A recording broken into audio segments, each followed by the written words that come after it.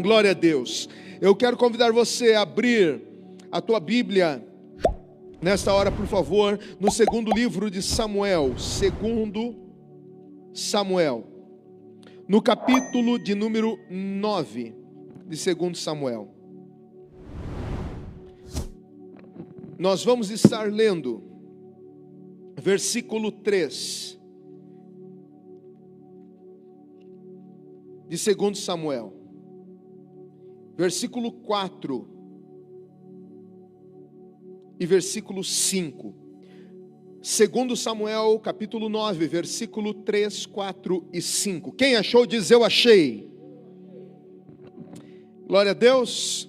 Diz assim: perguntou-lhe Davi: resta ainda alguém da família de Saul a quem eu possa mostrar a lealdade de Deus? Respondeu Ziba: ainda há um filho de Jonatas, aleijado dos pés. Onde está ele? Perguntou o rei.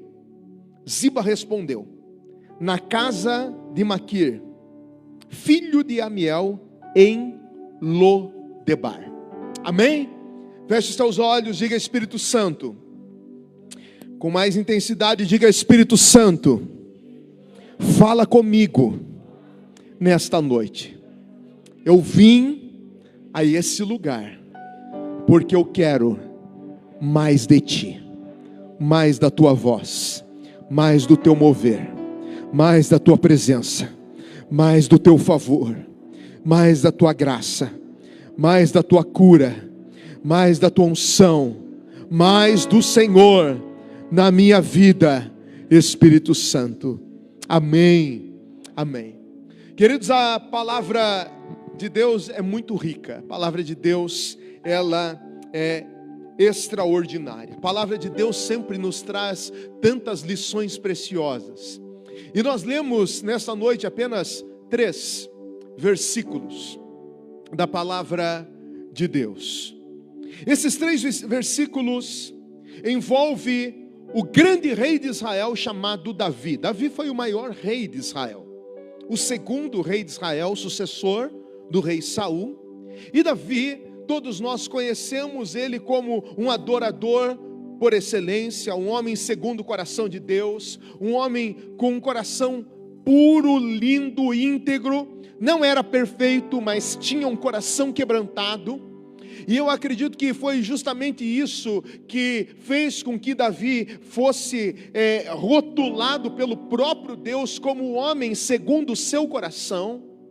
Davi, ele foi com certeza, e a Bíblia fala que o maior rei de Israel. E envolve também outro homem, desconhecido por muitos, pregado por poucos, uma figura meio obscura chamado Mefibosete. Diga Mefibosete. Olha aí, um belo nome para você colocar no neto, pastor Erivelto, pastora Solange. Se for menino, Mefibosete taborda, fica lindo. Ou Maquir, porque ele estava na casa de Maquir. Então tem vários nomes lindos na Bíblia.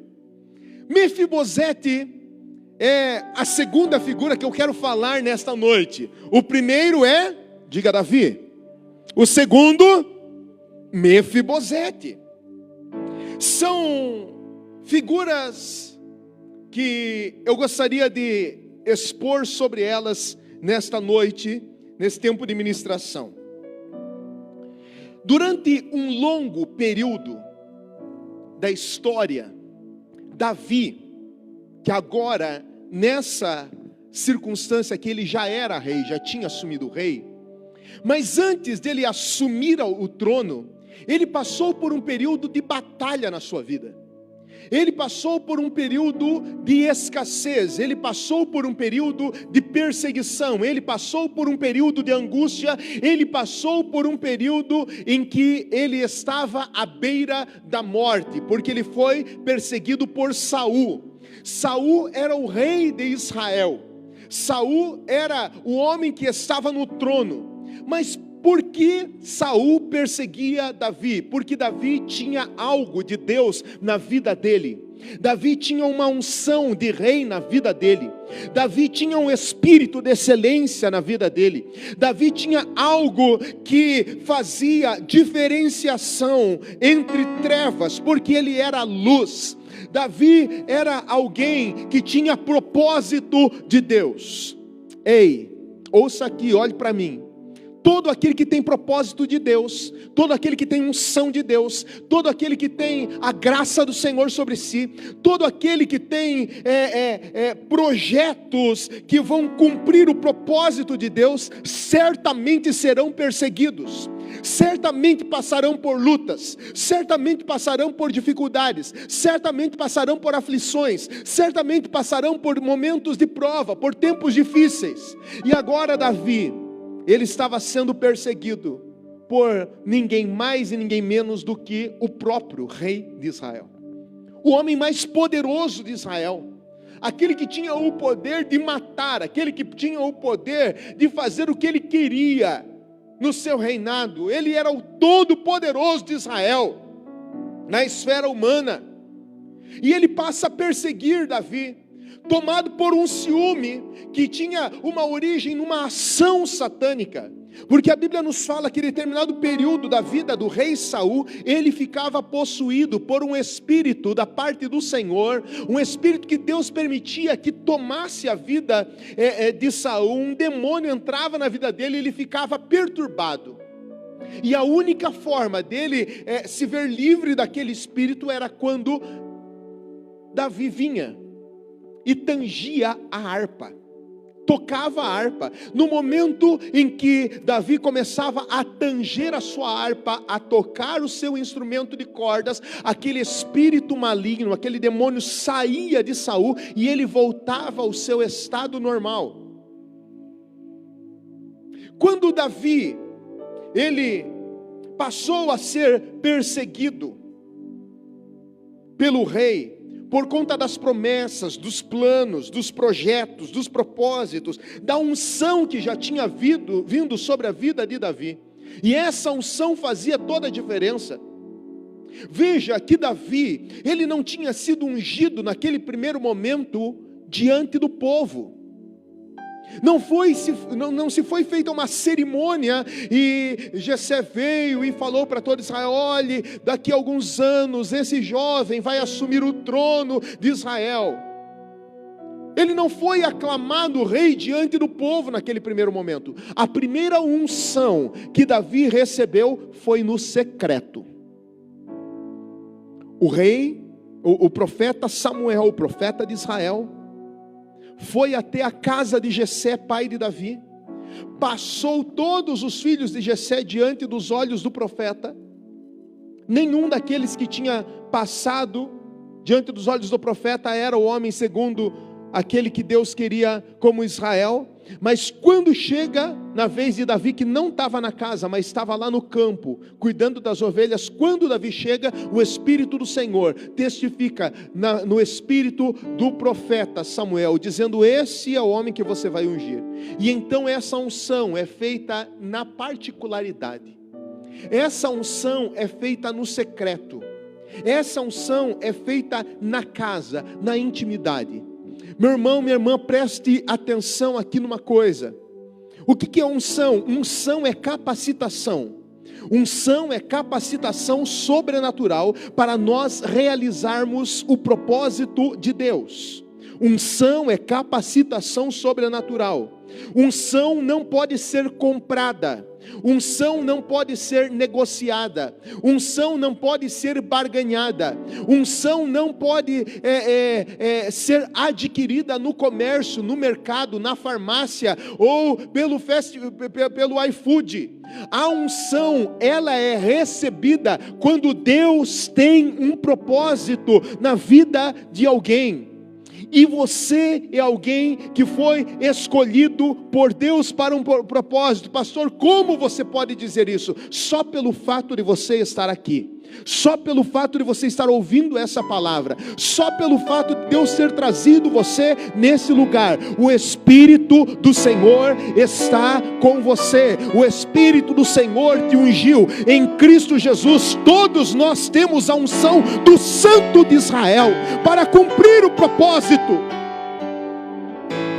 Pode ser que você em algum momento da tua vida pense que você está sozinho. Pode ser que você pode até pensar que Deus se esqueceu de você. Pode ser que no momento de lutas, batalhas, dificuldades, aflições, perseguições, você pense assim: Deus não está ouvindo a minha oração, as coisas nunca vão acontecer na minha vida. Você está enganado. Você tem a unção de Deus sobre você. Você tem um derramar do óleo do Espírito sobre a tua cabeça. É por isso que vem as lutas, é por isso que vem as dificuldades, é por isso que vem as aflições, é por isso que vem a perseguição do inferno contra a tua vida. O diabo se levanta dentro da tua casa, o diabo se levanta lá na empresa, o inimigo vem com fúria contra você. Por que você diz assim: parece que é só comigo que acontece? É por causa da unção, é por causa do propósito. É por causa do propósito, é por causa do propósito, é por causa do propósito de Deus. Deus tem propósito na tua vida, e o diabo não quer perder a tua vida, o diabo não quer perder você.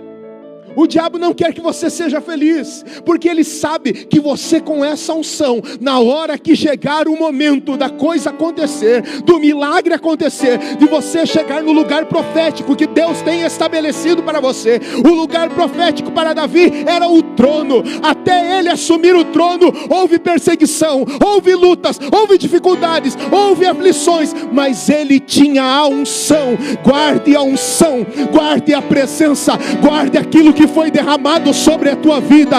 Coloca a tua mão na tua cabeça nessa noite e diga: eu tenho a unção, eu tenho a unção, eu tenho a unção, eu tenho a unção. Essa unção te conservará vivo, essa unção te conservará vitorioso, até realmente você alcançar a vitória do lugar profético que Deus tem para você. Talvez o teu lugar profético é o emprego que Deus prometeu. Talvez o teu lugar profético é o casamento que ainda você não tem. Talvez o teu lugar profético é a casa que ainda você não adquiriu. Talvez o teu lugar profético é a salvação da tua família. Talvez o teu lugar profético é a salvação do teu marido, a salvação da tua esposa, a salvação e libertação dos teus filhos. Talvez o teu lugar profético é algo que você deseja muito, que Deus já falou, que já está no teu coração, mas ainda você não conseguiu alcançar e conquistar, e você se sente perseguido. Eu quero declarar nessa noite sobre a tua vida que existe um lugar profético, ainda que você não saiba, ainda que você não entenda, ainda que você não compreenda. Existe um lugar onde Deus quer te levar. Esse lugar é um lugar de fartura, esse lugar é um lugar de paz, esse lugar é um lugar de plenitude, esse lugar é um lugar de alegria, esse lugar é um lugar onde você vai fluir, onde você vai dizer: yes, eu me encontrei, eu nasci para fazer isso, eu nasci para ministrar isso, eu nasci para trabalhar nisso, eu nasci para viver dessa forma. É um lugar de plenitude, onde você se sente totalmente satisfeito e feliz, dizendo: eu estou na hora certa, no lugar certo. Mas tem muita gente aqui que ainda está se batendo na vida, tem muita gente aqui que está deslocado na vida, tem muita gente aqui que ainda não conseguiu alcançar o seu lugar profético, está vivendo em batalhas, em lutas, em dificuldades, em aflições. Mas nessa noite o Espírito do Senhor está falando com você: persevera, continua, prossiga, porque eu sou com você.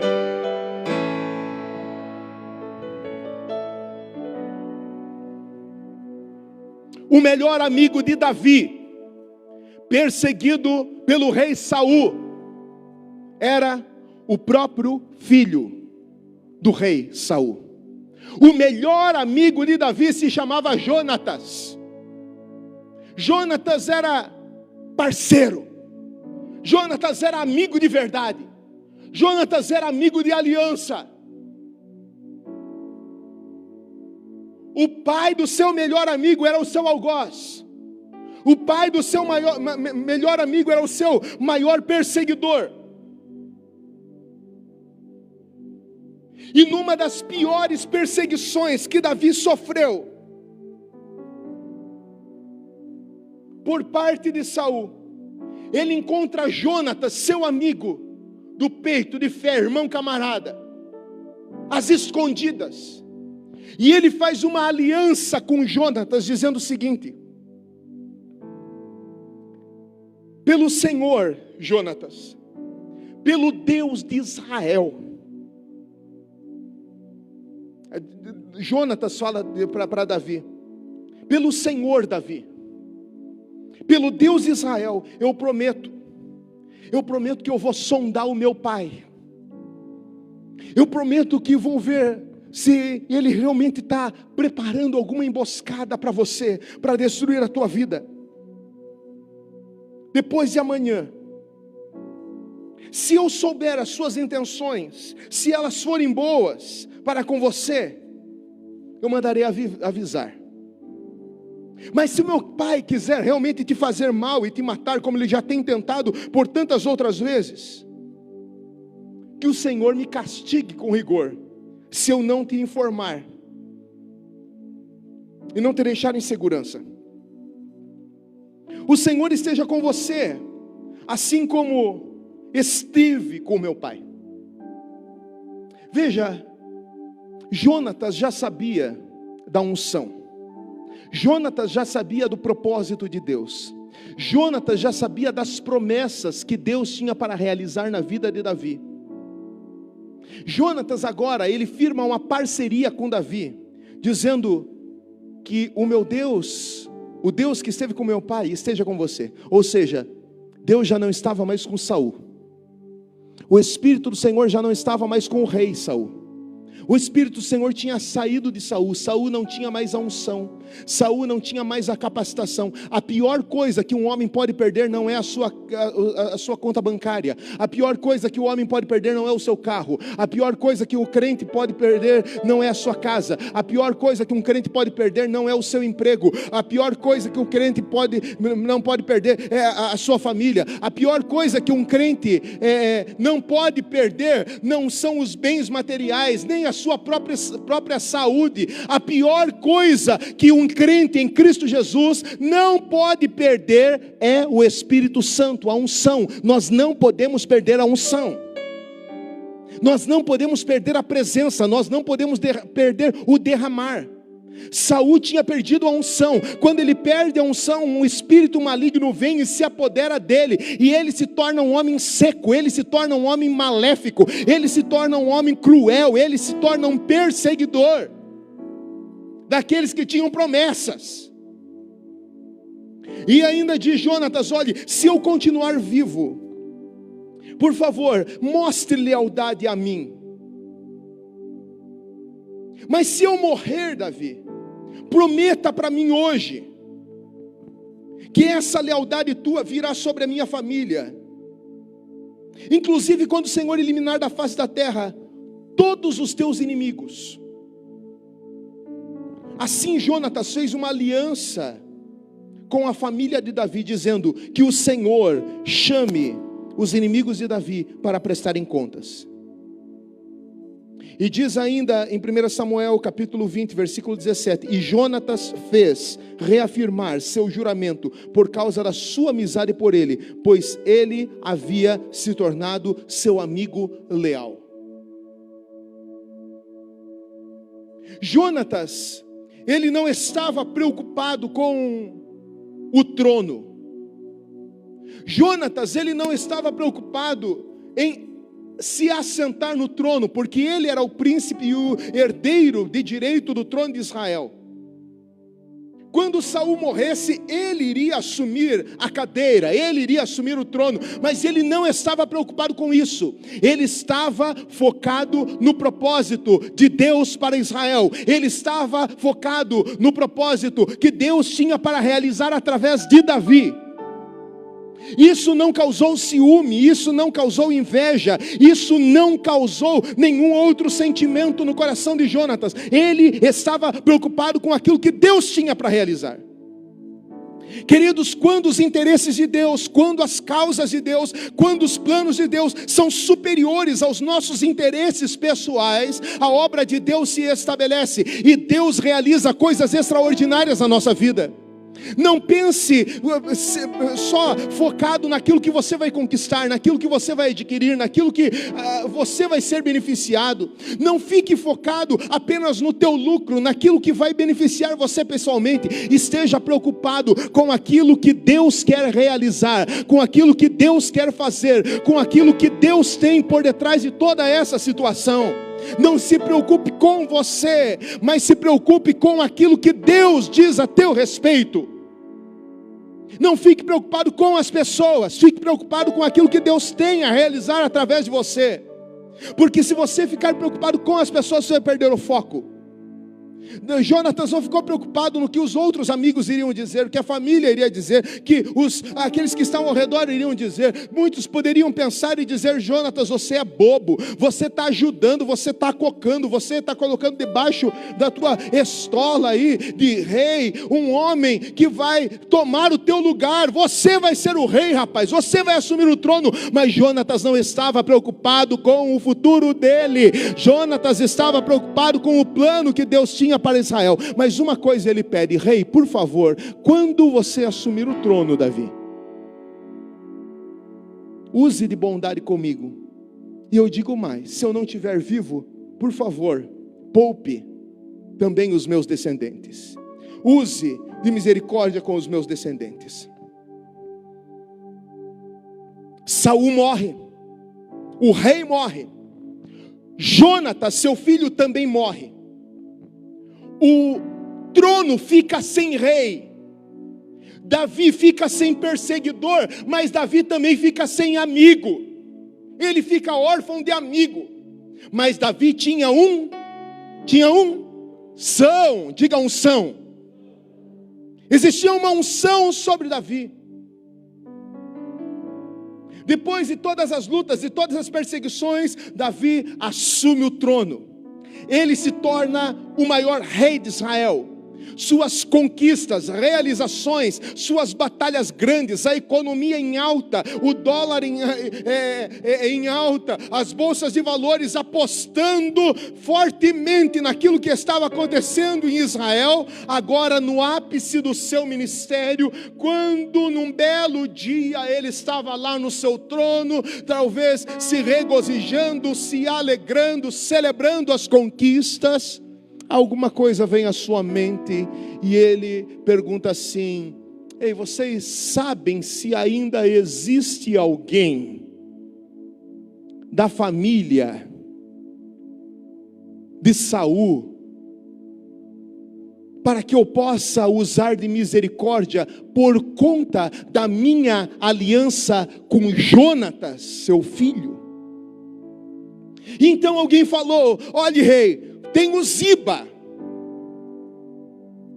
Manda chamar Ziba. Ziba é o funcionário de carreira. Estava lá no palácio, ó, tipo Rosemaria na Fonte da Vida, Uberaba. Pense numa mulher que está desde antes da fundação do mundo, quer dizer, da Fonte da Vida. A Rose está aí ou não? Funcionário de carreira. Pastor Joel morreu. E daí Pastor Jairo chega e pergunta: você sabe, Rosemaria, onde tem uma caixa com não sei o quê? Você sabe? É claro que eu sei, porque sabe de tudo. Ziba sabia de tudo que já tinha acontecido na história ali, do palácio. E daí, diz assim: Ziba, eu conheço. Existe alguém sim. O nome dele é Mefibosete, aleijado de ambos os pés. Ele sai em Lodebar, na casa de Maquir. E o rei diz: vai buscar Mefibosete. E então Ziba pega os seus servos e vão caminhando, vão cavalgando, enfim, vão de avião, sei lá. Chegam lá em Lodebar. Diga Lodebar. Sabe o que significa Lodebar? Terra sem pão. Terra de fome. Terra de dor, terra de escassez, terra de angústia. Quando Ziba chega com todos os seus cavaleiros, com todos os seus servos, na casa onde estava Mefibosete, em Lodebar, eu acredito que Mefibosete tremeu na base. Sabe por quê? Naqueles dias, naquela época, naquele tempo da história, quando um novo rei assumia o trono, esse novo rei mandava matar todos os descendentes do rei antecessor, porque ele não queria sofrer um golpe de estado. Então ele mandava matar todo mundo, para ele se ver livre da oposição, entendeu? Se ele era da esquerda, ele mandava matar os da direita. Se ele era da direita, mandava matar os da esquerda. Ele não queria ter incômodo, não queria ter oposição. E eu penso que quando Mefibosete, homem aleijado de ambos os pés, recebe Ziba na sua casa, e a notícia que vem aos ouvidos dele é: o rei te chama. O rei te chama. Eu penso que milhares de coisas passaram pela cabeça de Mefibosete. Ele pensou: me acharam. Depois de tantos anos, que Davi assumiu o trono, ele me achou. É o meu fim. Ele está me levando para o palácio para me matar. Meu avô foi perseguidor, foi algoz dele durante anos. Me contaram a história de que o meu avô quase que matou ele por inúmeras vezes. Pronto, é o meu fim. E então, ele é conduzido para Jerusalém. Ziba e seus empregados levam Mefibosete para Jerusalém. E quando Mefibosete chega diante do rei, ele se prostra diante do rei, e ele diz: quem sou eu, para que tu, ó rei, me chame até aqui? Porventura se importaria com um cão morto como eu? Gente, ali Mefibosete, ele expõe a sua selfie. Sabe o que é selfie? É a visão que o indivíduo tem de si mesmo, a partir da história inconsciente ou consciente que ele já viveu. É da onde vem a expressão. Essa expressão selfie não é uma expressão que surgiu agora, que a gente tem celular na mão para tirar uma selfie. Selfies são todas as impressões de uma estrutura emocional, psíquica, que existe no ser e que se revela no momento de dor. No momento de extrema tensão, Mefibosete, ele externaliza, ele traz à realidade aquilo que ele pensava acerca de si mesmo. Ele dizia: eu sou como um cão morto. Ele se enxergava como um cão morto. Ele se via como um cão morto. E é interessante essa expressão cão na Bíblia, porque a Bíblia chega até a dizer em Apocalipse que os cães não herdarão o reino de Deus. E daí, a gente olha para o Todd, lá em casa, tão bonitinho, poxa, ele é tão lindinho, cheiroso, fofinho, peludo, podia ir para o céu comigo. Ele é crente, ele ouve a Bíblia, ele vê a gente orando, podia ir para o céu. Mas a Bíblia fala que os cães não herdarão o reino de Deus. É claro que é uma linguagem não literal do Apocalipse quando fala de cães. Mas os cães no mundo antigo eram animais que não eram domesticados. Os cães, eles andavam em bandos. Eram animais ferozes, terríveis. Se eles estavam famintos, eles chegavam a matar uma pessoa, a dilacerar a pessoa e consumir todos os restos mortais. Então hoje a gente tem o cãozinho em casa, domesticado, coisa mais linda. No mundo antigo não era assim. Era um animal nojento, porque eles chegavam a vomitar. Tomara que você jante depois disso. E comer o seu próprio vômito. Então os cães era um tipo de animal que ninguém queria ter por perto. inútil, não prestava para nada.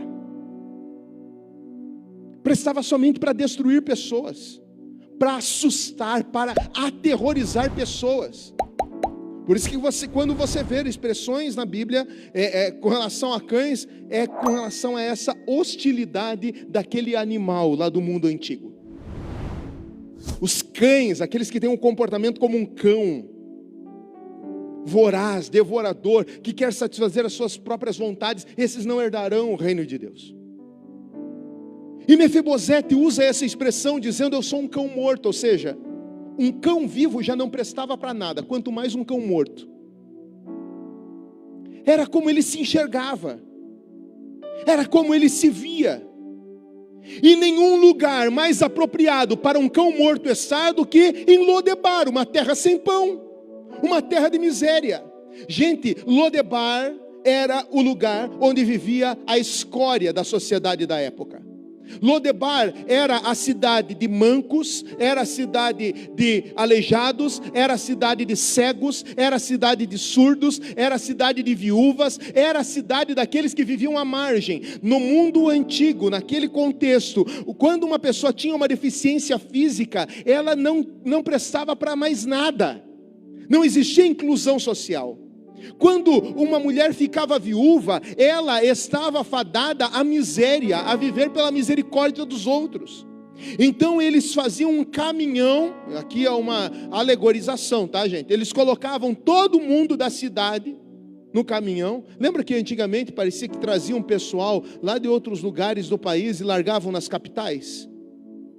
Pessoal que bebia na rua, os mendigos e tal, e vamos levar para o sul, lá atrás para o sul, e descarrega todo mundo, e daí aumentou a população de rua nas grandes cidades aqui do sul. Assim faziam em Lodebar.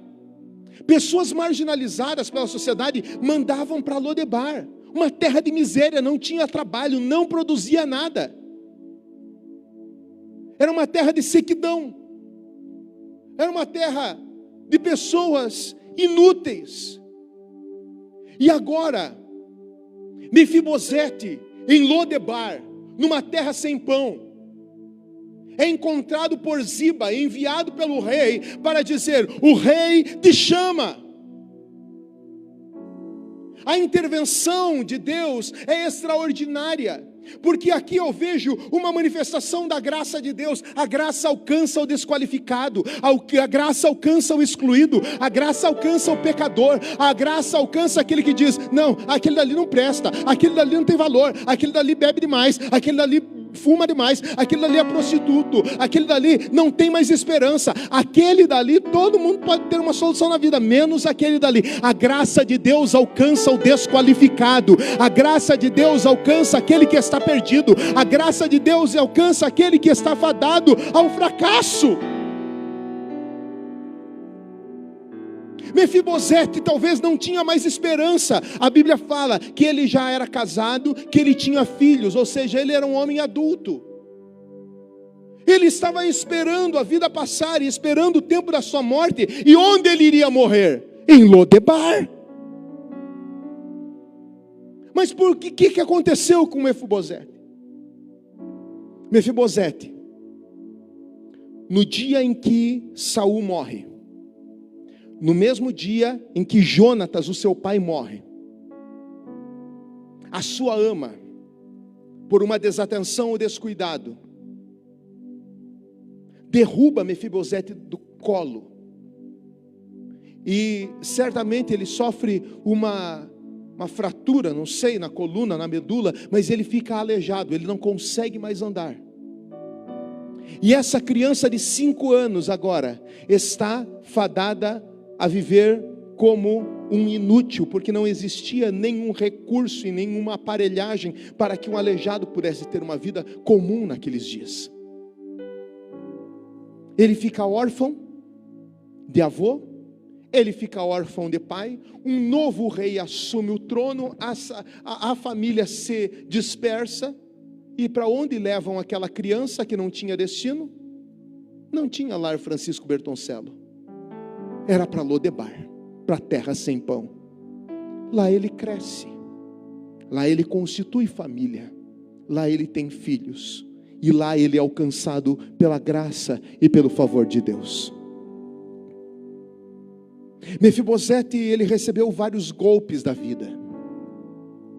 Mefibosete, ele era o herdeiro legítimo do trono, porque se o rei, seu avô, tinha morrido, se o príncipe, que era o seu pai, tinha morrido, logo ele era o terceiro sucessor legítimo do trono. Mas ele não pôde assumir o trono, porque ele ficou aleijado dos pés. Para ser rei não podia ter defeito físico, não podia ter deficiência física. O rei era a figura de fortaleza, a figura de imponência. O rei representava força, poder. Como que um rei seria rei se fosse aleijado? Você lembra que quando escolheram Saul, escolheram pela aparência? Saul era elegante, Saul era um homem alto, Saul tinha porte de guerra, de homem de guerra, de batalha. Eles escolheram Saul por conta da sua aparência. No Brasil também já escolheram presidentes por aparência. Você lembra? Na época Collor, bonitão, fortão, andando de jet ski, nas épocas das eleições. E a mulherada, é esse rei que a gente quer, fortão, bonitão, vamos votar no Collor. E daí deu o que deu. Não vamos falar de política, né, irmãos? Lá eles escolhiam o rei por conta da sua figura, da sua aparência física. E então, agora, Mefibosete não tinha as qualificações para ser rei. Não tinha as qualificações para ascender ao trono. E diante de tantas desgraças, diante de tantos golpes, de tantas perdas, de tanta rejeição, a sua autoestima era baixíssima. A sua selfie relatava para ele que ele era realmente aquilo, um cão morto, sem esperança. E nenhum lugar mais apropriado do que uma terra sem pão. Mas o rei Davi, ele também tinha alguns motivos para não chamar Mefibosete. Primeiro porque o seu amigo Jonatas já estava morto e não tinha ninguém da família. Ninguém lá foi fazer um requerimento dizendo: rei, lembra que um dia você fez uma aliança com o teu melhor amigo, agora você está rico, agora você é rei, agora você tem condições, você tem que cumprir a tua palavra. Ninguém tinha, não existia ninguém para ir lá e cobrar o rei acerca disso. Portanto, Davi não precisava fazer isso. Davi não precisava fazer isso, até porque o avô de Mefibosete tinha perseguido ele até a morte. Ele poderia ter um ranço da família e dito: já me livrei de todo mundo, não tem ninguém, está o cara lá em Lodebar, deixa ele morrer lá, não quero me envolver com isso, deixa ele lá, já sofri tanto com essa família. Davi, ele poderia ter perguntado se existia alguém qualificado da família do seu amigo Jonatas. Mas ele não pede alguém qualificado, ele só pergunta se existe alguém. Não pergunta dos defeitos. Ele pergunta se existe alguém. Em quarto lugar, Mefibosete não tinha nada para oferecer a ele. Não tinha nada de bom para apresentar ao rei. Nem os seus serviços ele podia apresentar, podia se colocar à disposição para fazer, porque ele tinha a sua deficiência física. Mefibosete era o tipo de pessoa que não tinha condições de receber coisa alguma, a não ser que a graça de Deus o alcançasse. E aqui eu vejo a manifestação da bondade do Senhor, porque eu vejo aqui em Davi uma figura de Deus que nos aceita, mesmo quando nós não temos qualificações, mesmo quando nós temos os nossos defeitos, mesmo quando nós temos os nossos traumas, mesmo quando nós temos as nossas dores. E eu sei que você tem as suas dores, eu sei que você tem os teus traumas, eu sei que você viveu golpes pela vida, porque eu também vivi. Se você começar a contar a tua história aí, eu vou contar a minha história aqui. Se você contar as tuas perseguições, as tuas rejeições, as tuas dores, eu também vou contar as minhas aqui. Todos nós sofremos traumas, alguns mais, outros menos, alguns com mais intensidade, outros de uma forma mais tranquila, mas todos nós em algum momento fomos traumatizados na nossa história de vida. Mas quando a graça de Deus nos alcança, ela nos tira de Lodebar. O que significava Lodebar? Terra sem pão. Mas agora, Mefibosete é trazido para Jerusalém. Sabe o que significa Jerusalém? Lugar de paz. Lugar de paz. Lugar de paz. Talvez você já esteve numa terra sem pão. Talvez você já esteve nesse mundão aí. Talvez você já esteve longe de Jesus. Talvez você já esteve no pecado. Talvez você já esteve servindo a Satanás. Talvez você já esteve num contexto medíocre, num contexto horrível. Talvez você já foi uma pessoa desprezível. Mas a graça de Deus te alcançou e te trouxe aqui, a um bom lugar, a um lugar de paz. O Senhor te trouxe a Jerusalém, lugar de paz. Terra de paz. Mas agora, ele não é restituído somente ao seu lugar natural, porque ele era natural de Jerusalém. Ele é restituído da sua herança, porque quem tem pai tem herança. Ele é restituído da sua herança. E o rei diz para ele: não se ache como um cão morto, porque eu vou restituir todas as terras que pertenciam ao teu avô Saul. Gente, vocês acham mesmo que Saul tinha pouca coisa? Vocês acham que Saul tinha pouca terra? Saul era rei. Saul tinha muita riqueza, Saul tinha muita terra, e ele diz: olha, eu vou restituir toda a terra do teu avô, e vou restituir também os empregados, Ziba e todos os seus empregados, se não me engano eram 20 e poucos empregados, vão servir você, Mefibosete, e a tua família. Ele restitui os bens materiais, ele restitui o lugar de paz, ele restaura a identidade natural de Mefibosete, ele restitui as finanças, ele restitui as propriedades materiais, mas ele restitui algo mais precioso do que qualquer outra coisa. Ele restitui a honra. Porque o rei diz: a partir de hoje, todos os dias você se assentará à minha mesa como um dos meus filhos, assim como todos os filhos se assentam, meus filhos se assentam à minha mesa, você também se assentará à minha mesa. Ele restituiu honra. Sabe por que tudo isso aconteceu? Por causa de uma aliança que Davi tinha feito lá no passado com o seu amigo Jonatas. Por causa de uma aliança, Davi era homem de Deus e ele honrava a aliança. Gente, o que nós fizemos nessa noite aqui? Nós comemos um pedaço de pão simbolizando o corpo de Jesus, e nós tomamos o cálice, e o Senhor Jesus disse: este é o cálice da nova aliança. Diga aliança. Diga: eu tenho aliança. Se eu tenho aliança, eu vou ser restituído. Se eu tenho aliança, eu vou ser restituído de tudo aquilo que tem o direito, tudo aquilo que Deus liberou sobre a minha vida, tudo aquilo que Deus tem para a minha vida, tudo aquilo que o Senhor tem para mim, eu vou receber, porque eu tenho aliança com esse Deus. Mefibosete passa a se assentar à mesa. Mefibosete vem com a sua família de Lodebar. Mefibosete agora está sentado à mesa. Ah, querido, e tem um mistério aqui extraordinário. Mefibosete era o quê? Ale de ambos. Mas quando ele senta, ele é igualzinho a todo mundo, porque da cintura para cima, todo mundo era igual na mesa.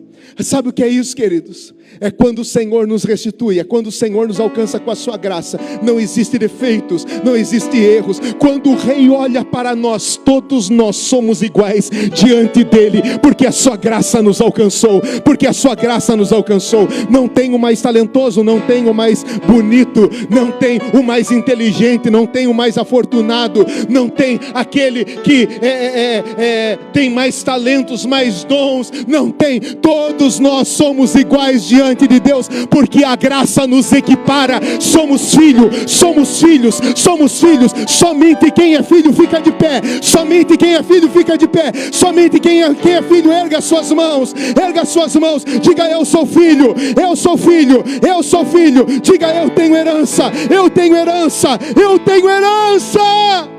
Oh, xarabalabaramanaia. Oh, nós temos um Pai, nós temos um Rei. O Rei está te chamando nesta noite. O Rei está te chamando nesta noite. Eu quero orar por pessoas aqui nesta hora. Eu quero orar por pessoas nesta hora.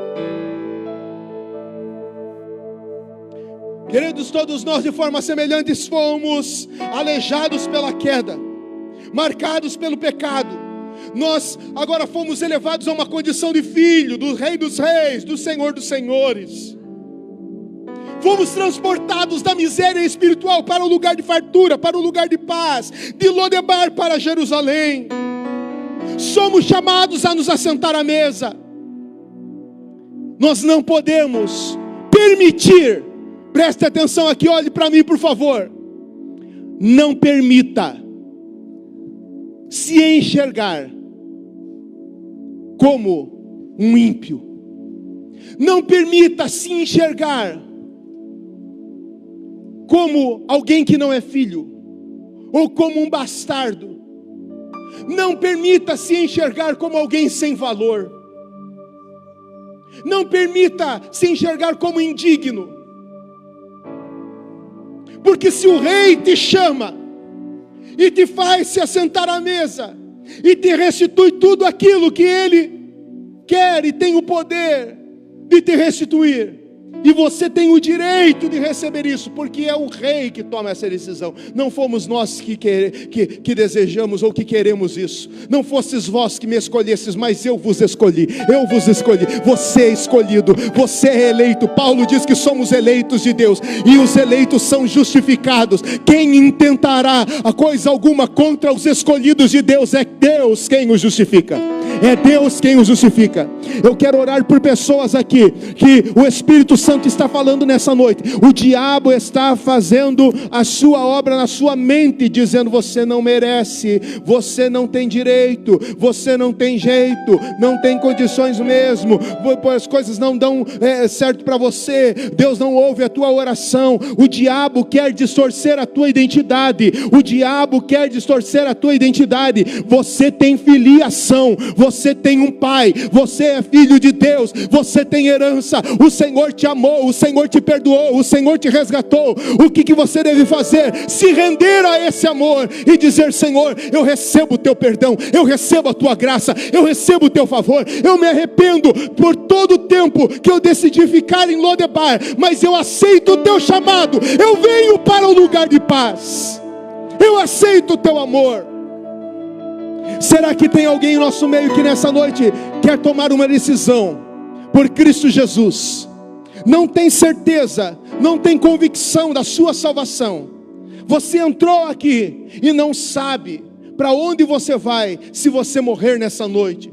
Isso é falta de certeza de salvação. Mas hoje você pode receber Cristo Jesus como teu Senhor e teu Salvador. Você pode se assentar a essa mesa. Você pode ser chamado de filho. Você não precisa viver com medo. Você não precisa viver com medo da perseguição. Você não precisa viver com medo da morte. O que você precisa viver agora é essa identidade de filho que o Senhor imprimiu sobre a tua vida.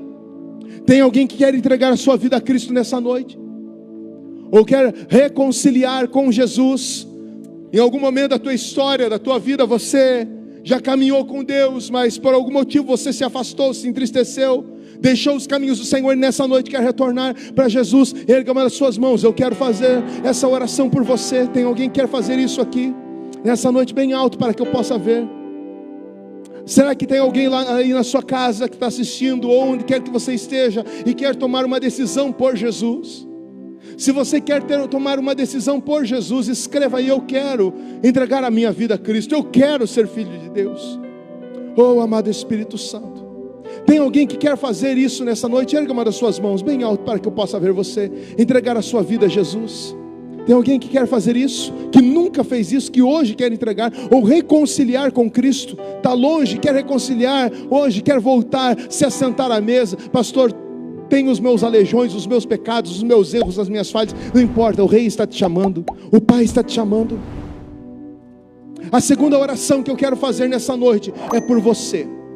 Sim, por você que foi traumatizado, por você que foi marcado pela vida, por você que mesmo estando em Jerusalém, no lugar de paz, você pensa assim: eu estou em Jerusalém, eu estou no lugar de paz, mas eu sofri tanto, eu sou um coitado, porque tantas coisas terríveis aconteceram, e realmente coisas terríveis aconteceram na tua vida, mas essa é a noite que o Senhor trouxe você a esse lugar, para você receber cura, para você destravar, para você sair do lugar de tormento, sair do lugar de perseguição, sair do lugar de dor, sair de Lodebar. Saia de Lodebar, saia da terra do pão, da terra sem pão, porque o Senhor está te chamando nessa noite para te restituir. Oh, xarabalama nagaçou, erimicanto inerreiaçou, meneguessuri andarácia. Feche os teus olhos agora, feche os teus olhos agora, feche os teus olhos agora.